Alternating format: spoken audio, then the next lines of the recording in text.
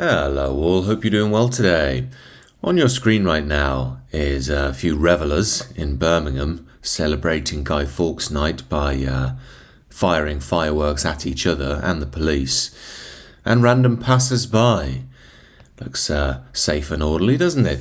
Now, many people online have suspected a certain demographic might be at the heart of this, but given we're on YouTube and Keir Starmer's Britain and, well, Gulag and all that, let's just assume it's those pesky middle-aged white men up to no good again. Those bloody bigots, they ruin this country. Anyway, in response to this, we have a piece in the Telegraph here. Remember, the Daily Telegraph is supposed to be a bastion of English conservatism and therefore promote things like personal liberty.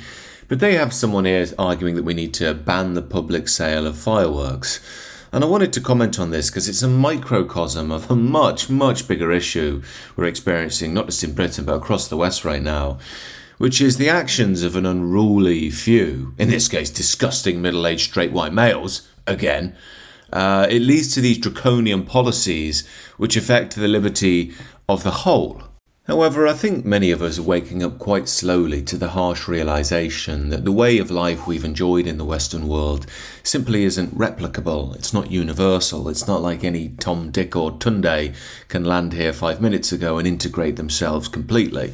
It's beginning to seem to many of us that we have a moral and social code which reaches back through the generations and is pretty much in our very DNA. However, saying such things could be seen as not being inclusive and therefore not welcome in the modern era. Of course, having limits on what we can and can't say is very much emblematic of the shift we're seeing at the moment from liberty to what I call liberal authoritarianism. In essence, we have a situation in which the state must enforce laws to maintain the liberal vision of reality. Now, you could argue that liberalism was always going to degenerate this way because the seeds of classical liberal thought itself contain that drive to challenge all authority and promote the individual above all collective forms of hierarchy and order. But the point here is that the modern English ideal was never really liberty as the liberalism as we think about it today, which is basically total blank slatism, i.e. we're all the same just beneath the surface, is external oppressive forces that create inequalities, and basically do what you want whenever you want and live a self-centered, self-contained life as long as you're, quote, not harming anybody else. Now, the reason liberty once worked is ironically not because of the total freedom of the individual. It's actually because that very liberty was rooted in a collective hierarchy and discipline structure which was free from the power of the state. Of course, if you have a society of, quote, free individuals, you have a million people pulling in a million different directions, which creates no social harmony. Our answer to that was our religious structure, the cathedral and the church, tradition, morality, mythos, history, all wrapped up and acting as a stabilizing force for the whole. Quite literally, it meant that the nation was singing from the same moral and social hymn sheet, therefore replicating their own soulful norms to the next generation. The reason why this was so important is not just because it gave us a shared morality and allowed us to project our own history to one another, but it was separate from the state, meaning there was no state overreach, and you could also practice it in the freedom of your own village, all harking back to your own moral journey of fidelity to the shared order. Furthermore, if you're a bit of a woo-woo hippy-dippy weirdo like me, this structure also offered us great opportunities for transcendence of the self and ecstatic religious and spiritual meaning. If you're not interested in that, no problem, but we still all get the benefit of the shared morals, the shared norms, which give us the stable basis for society. In essence, order for society, spiritual and personal growth for the individual. But then came the modernist age, the age of hyper-rationalism. All the stuff from the past is just nonsense. All you need is the material world and reason. This is known as scientism, of course, well represented by New Atheism, which was very aggressive looking back. They gave nothing. Religion is totally make-believe in their mind. It's anti-scientific and it's oppressive. It's all got to go, they said. Now, looking back at this, it's easy to see that New Atheism was really just another outgrowth of the liberal movement, really, and that it's a push against historic sacred order. It promises that we can let go of supposed oppressive social forces and build a world supposedly free of religion, where man makes rational, sane decisions for himself and society as a free agent.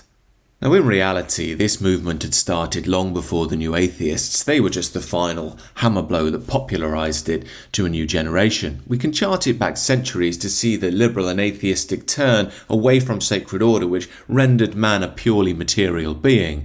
This is why even the extreme theories you'll get on the left to do with Marxism and communism, or even the radical capitalist theories of an Ayn Rand, essentially hark back to the same metaphysics.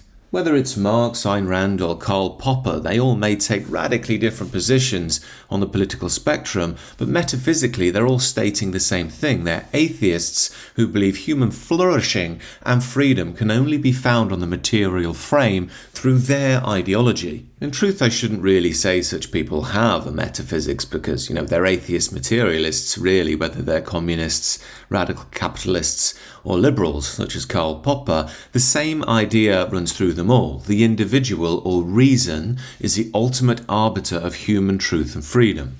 Now, it's Popper's liberalism that's ruling the West at the moment, but in truth, whatever materialist ideology you choose, you'll find the same thing eventually, and that's that when you pull away the central transcendent structures that stabilize a civilization, you don't create a free world of harmonious social order, but a confused and selfish mass of disparate human beings with no unifying structure to hold it all together. You see this haphazard cacophony all over the place in modern social media. You may have noticed everybody's arguing all the time, but more importantly, everybody's always right. They never seem to be wrong. I'm not trying to be holier than thou. I'm part of modernism too. We all fall for this. And that's because through the modern ideology, the metaphysics where reason is all, to be wrong is essentially to the ego to die. This is why nobody ever wants to admit they're wrong.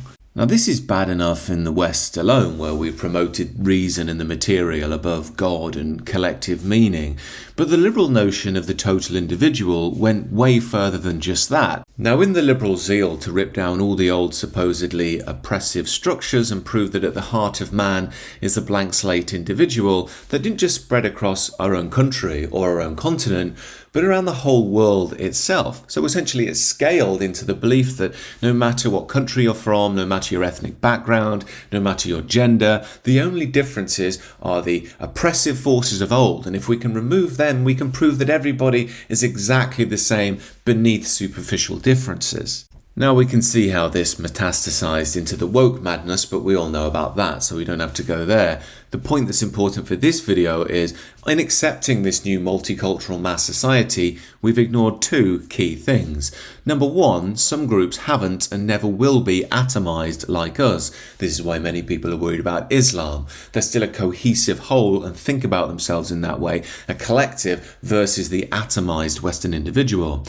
The second point is the assumption that all groups who come to the West or to modern Britain will chime into our way and be rationalist humanists and abide by the unwritten laws of liberty that have developed over centuries here. Now, while Western man has indeed been uprooted and largely spiritually deracinated, to us still, the laws that we follow are still so implicit, still so ever-present that they're like the air itself, meaning it's all around us, but we don't actually see it any longer. We just assume that the European Christian metaphysics of life is universal.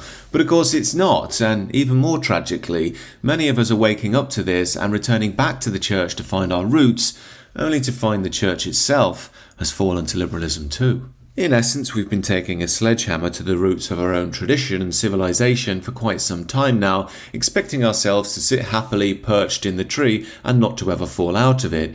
However, now we're seeing that we are falling out of it, and everywhere we look, there's nowhere to turn but back to the liberal ideal, because that is all that's left. I mean, can you even imagine speaking to the present government about any of this? Keir Starmer, David Lammy, Lisa Nandy, they just look at you completely befuddled, like a horse that's been shown a card trick. These people are nothing more than interchangeable robotic company men, only there to manage the liberal system and continue its smooth functioning, perfectly exemplified by Keir Starmer, a man who doesn't have a favourite poem or a favourite novel, who doesn't even dream. Keir Starmer is the result of a world that's forgotten metaphysics, sacred order, tradition, God, and love. We are destined to be ruled over by the eternal bank manager forevermore.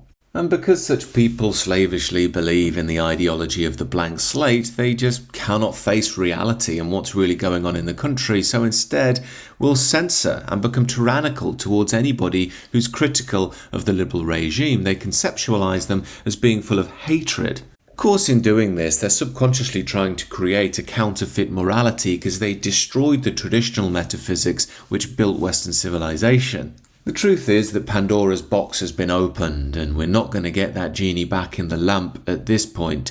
The wall of tradition that our ancestors built to protect us metaphysically has been broken down brick by brick, and all manner of dark forces are now swarming out. We have to step back into the darkness. But as I always say, friends, this is not time for depression or lamenting the state of the Western world. Quite the opposite, in fact. The truth is, we fractured away from sacred order a long time ago, and when the darkness and the chaos looms, it's the perfect opportunity to step back into it and discover the true light, what really fed our civilization for so long. And with that, we can turn through the heart of darkness toward a new spiritual reality. Of course, that's very much my mission on the sister channel, The Sacred Way, and the Substack. You can join that down below. Got some big changes coming in the new year. Really want to try and create a strong community, spiritual community who are aware of these things and actually living this stuff. Other than that, do let me know what you think down below, and do consider subscribing to this channel if you're new.